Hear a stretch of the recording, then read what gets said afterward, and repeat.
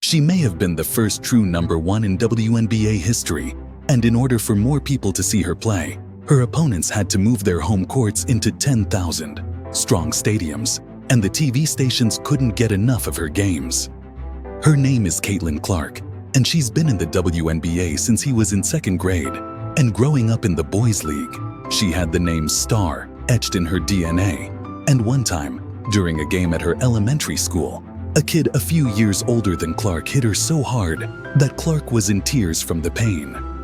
In one elementary school game, a kid a few years older than Clark was playing so hard that he physically knocked her down several times, and Clark was in tears from the pain.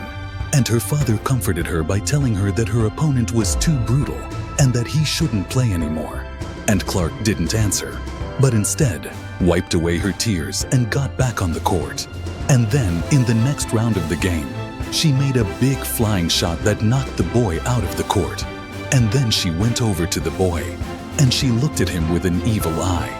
And then, at that moment, the man who was on the sidelines, who had seen all this, was convinced that Water Girl was going to have a future. The old man was convinced that the Water Girl would be a great man in the future.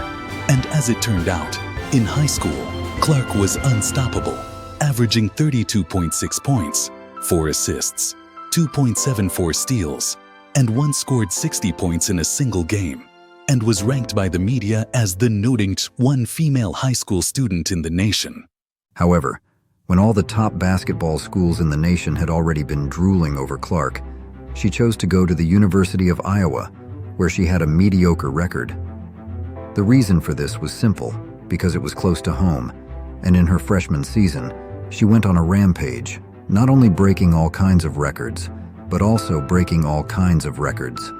In her freshman season, she went on a tear, not only breaking all rookie records, but being named to the All-American Rookie of the Year, and then she was unstoppable, breaking Curry's 162 three-pointers in a single season and upping that to a whopping 2, not 1. Over the course of 4 years, Clark became the NCAA's all-time leader in three-pointers, all-time leader in assists, all-time leader in scoring, including the men's game. She led her team to 2 Final Fours in 4 years, but lost out on the title because she didn't have a better team.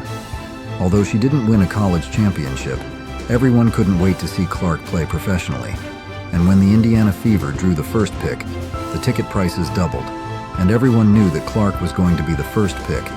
And the combination of her 1,000-person popularity rating and the fact that she's white, which is contrary to the dominant skin color in basketball in the United States, all of these things came together to give Clark a special treatment from the opposing team, who knocked Clark to the ground and broke Clark's head.